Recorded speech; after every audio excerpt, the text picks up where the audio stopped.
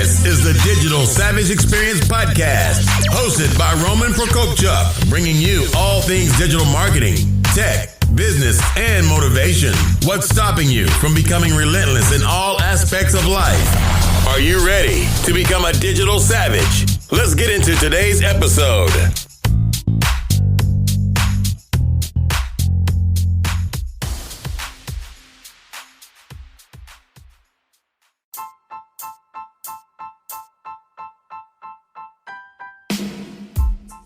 Hey everyone, this is Roman Prokopchuk, and this is the Digital Savage Experience Podcast. Today I have with me LT Bourne. He's a writer, filmmaker, speaker, and philanthropist. He's the author of It's Not a Man's World, How I Conquered the Sins of My Father. Thank you for joining me today.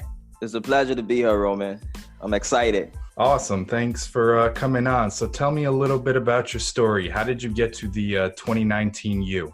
I mean, my journey is still ongoing. You know, I'm still unraveling parts about myself. You know, writing that book taught me so much about my weaknesses. I feel as though I haven't lived life to my full strength as yet. And so my journey, I believe, honestly, is just beginning at the age of 28.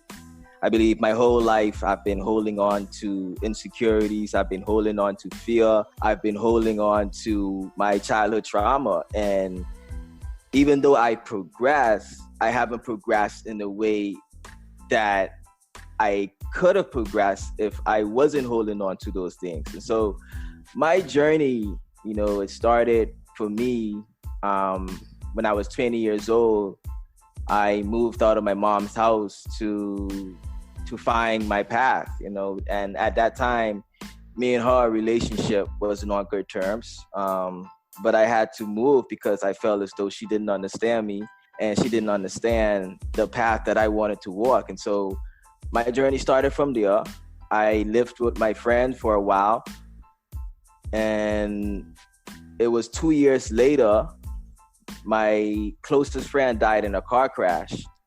And that was a wake-up call for me in regards to relationships, in regards to my own personal life. Sad to say, my relationships got better after that because I realized how sacred life is, you know. And from his death, I pledged to myself that I was going to live a life dedicated to helping young males get on the right path. I didn't want them to lose out on the gems of life. And when I set that goal, I personally had to make that step within myself. And so my first step was getting a degree. So I enrolled in an online course. I got my degree in business management. During that process of attaining a degree, I started a youth talk show. It was called Open Thought, and every week we would meet and we would discuss issues that were affecting us and affecting the country. And we would discuss also social issues. And from Open Thought, it inspired me to pursue a bachelor's degree in psychology. And so I spent 2 years studying psychology in the United Kingdom. Got back home last year, and I was in the unemployment lounge for about a while. And while unemployed, I just was observant, you know, because a part of having gone through a psychology program is to observe socially. And so I just was observing. I was just looking at the trends, and one trend I began to realize is the fact that there are a lot of guys walking these streets without their fathers in the home. And I'm like, wait, hold on. You know, like this is alarming here. You know, and in psychology, we learn about the importance of a mother and a father relationship in the kid, and to be reintegrated in my community and see that most homes in my community were feminine homes. It wasn't homes where there was a lot of males. It was a big red flag in my book. And so I quickly started journaling about my experiences, my traumas, and eventually that journal turned into a book. And that's, and my observation is the reason why I came up with the name It's Not a Man's World, because in my world, in my community, we didn't have a lot of male dominant figures in the home. Our homes were predominantly women teaching us how to be men. And as you know, that's not the way it should be. And since then, since writing my book, I've been promoting it through my pre-sales. Currently, my book is on pre-sales. It launches on September 24th. And the whole process for me now is hitting the community problem at its core. And the core is raising awareness that we don't have enough male figures in the homes right now. We need more males to step up. It's one thing to bring a child in the world, but you have to stick through that process of raising a child. And so for me, I'm dedicating my whole life now to raising that awareness and strengthening the family structures within my community. No, that's awesome. My father was around, but he wasn't around in the sense, like, kind of same thing. My mom really raised me. He was working or not really paying attention to us, and I actually haven't spoke to him in about 11 years, but the transition of that, like, there was physical abuse and stuff like that, like domestic abuse. So like when I was little, I told myself I wouldn't be like that. When I grew up, I would try to be a role model. So for the past year, me and my wife have been foster parents. So we've had six boys and one girl in our home, two of which we've had for a year that we thought we were going to adopt. And they ended up getting reunified and going back to their biological mom. But I basically stepped up, and my wife, but me from the, male sense, in terms of being the father that all of them never had, because none of them had the father in their life to begin with. It was all their moms, and they got taken away from their moms. So seeing them develop, because the two children we had, two brothers, for a year, one we got when he was before his third birthday, and one was about 15 months old. So we had him almost till 4 and till like 2.5. So we saw that development, and I saw personally that kind of male role model or that male presence, Yes. guiding, and how important it is. So I think it's really important. It is important, and that's the purpose of this book, to raise that importance. Imagine if you wasn't in those kids' lives. So I applaud you for taking that step. Having that awareness to realize that this is needed. And it's those small things that helps our society to get better, because when you check the statistics, 90% of the jail population is males. And out of that 70% of those males are fatherless. So you're helping, by taking up that role, you're helping those males to get ahead in life and walk a much positive path. Yeah, I agree. And with that correlation, I mean, they're never taught how to be a man from a man. And if they Exactly. are, the role models they do have to look up to oftentimes aren't the right role models, or don't give the right, impression, or the right skills aren't being taught to them. Yes. Now, I was going to ask you, what motivates you to succeed? Wow, there's a lot of things that motivates me. For me, I get energy off of seeing other people happy, seeing other people thriving. Like it makes me, I don't know, it pumps me up to know that, I've contributed to someone's success. And so for me to get up every day and write a book, or be on a talk show, or be involved in the community, that fuels me, that gives me motivation. And when people come and they ask me questions, it makes me feel important. It makes me feel a part of the society. And so that pushes me to get more knowledge. It pushes me to become a better person, knowing that I have such a great value to my community. No, I agree. And that's really important. About the book, obviously it's targeting to growing up in terms of a male role model. Is there anything else the audience should know about the book, or how it can help, or who it's targeting specifically, or anything like that? Yeah, so the book is not entirely a book that's going to be about not having a father. The book is also going to talk about my journey to self-discovery and how I was able to define my life and also find myself. It's a journey of finding myself and also healing from my father's rejection.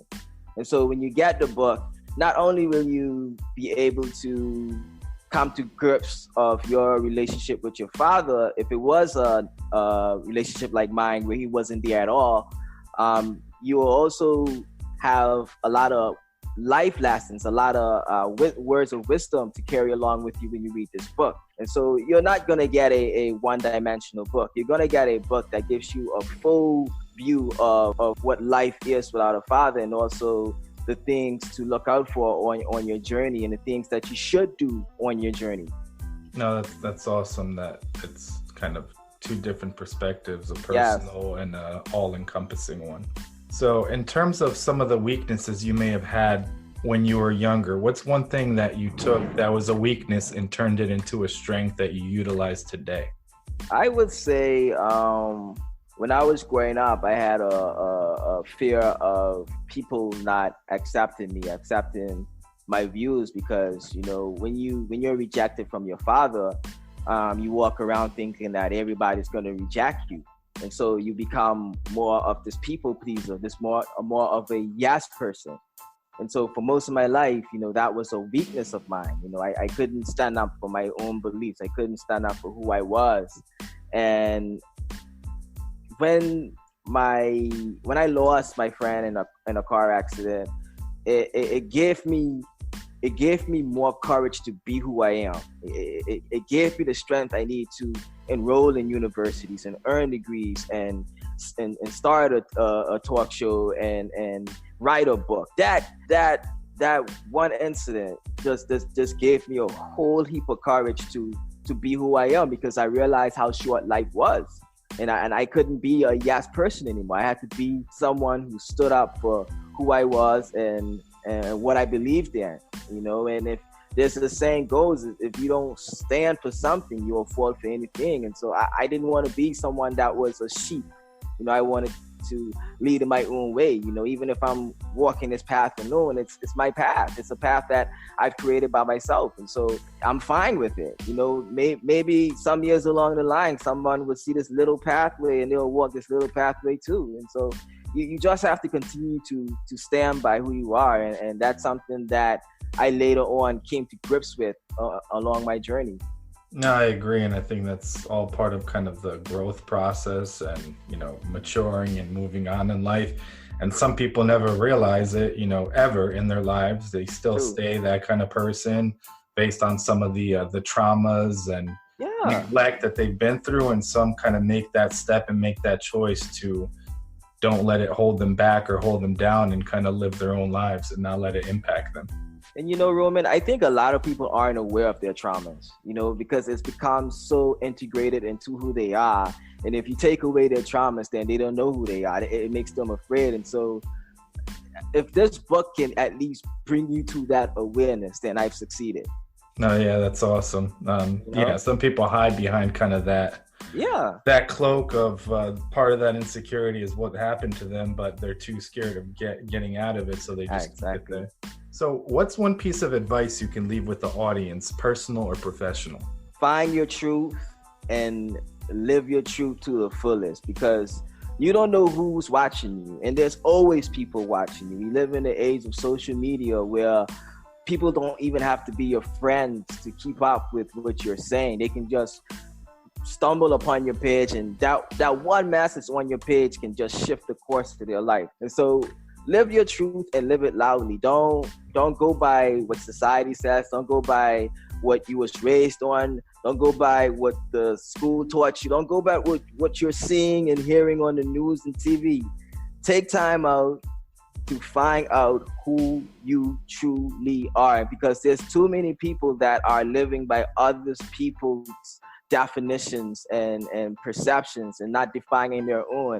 And for me, that's something I wrote a whole entire chapter on in my book. Like, it's so important for us to define ourselves. And once you define yourself, live by your definition of who you are, and understand that we are human beings, and because we are human beings, we are ever evolving beings. And so you're always going to be evolving once you find out this person, and life is going to take you through so many stages to test this new person that you discovered, that it's going to mold you into an even stronger person once you found yourself. So you have to really and truly, at some point in your life, take time out to figure out who you really are and question everything, question your whole entire belief system. And yes, you're gonna be afraid. Yes, there's gonna be something that that takes you completely out of your comfort zone, but you have to stick with it. And once you stick with it, once you keep digging through that dirt, eventually you'll find that diamond. No, I agree. I think the whole social media thing also, that it paints a false narrative oftentimes of how life is, because it's highlights of your life. No one is, traveling 100%. Maybe 1% of people are traveling, let's say 100% of the time, or living this, glamorous lifestyle. And it's just, highlights of your life, like the positive things. So when somebody looks at it and they look at their own life, they try to emulate somebody else that has the same struggles as they do, and not understand that they're obviously not highlighting all the pain and all the things that they struggle with, or even if they're successful, all the failures and setbacks they've had to get to where they are now. Yeah, I mean, social media is a good marketing tool, but it's not entirely life. Like everything is a process, and it's the thing about social media, it tends to only show the end result, and that's bad. No, I agree. There's some people out there that like to paint the whole story. So yeah, in terms of marketing, there's like Gary Vaynerchuk and people like that document the whole process, which I think is effective. So every day, what they're doing, what they're going through. So it's a more authentic. More authentic view into their life instead of just the highlight reel. Yes. So I really appreciate you stopping by today. Can you let the audience know how they can find you? All right, so you can find me on Twitter, Instagram, and Facebook at I am LT Bourne. That's my username. My website is ltbourne.org. You can always reach out to me. I'm happy to talk about my book. Currently, the only thing I'm doing right now is promoting my book and releasing videos every week that discusses the chapters. So I don't have any major events coming up. But if you want to reach out to me and talk to me about the book or about your trauma, about anything, I'm open to it. Awesome. Thanks again for stopping by. Thanks, Roman. It's a pleasure. Thank you for having me on this great podcast. It's been great. It's been very insightful. The thing about podcasting for me is that I always learn more about myself the more I do it. So I love it. And I'm always happy to come back for a part 2 or 3. Awesome. Thanks again. Yes, sir.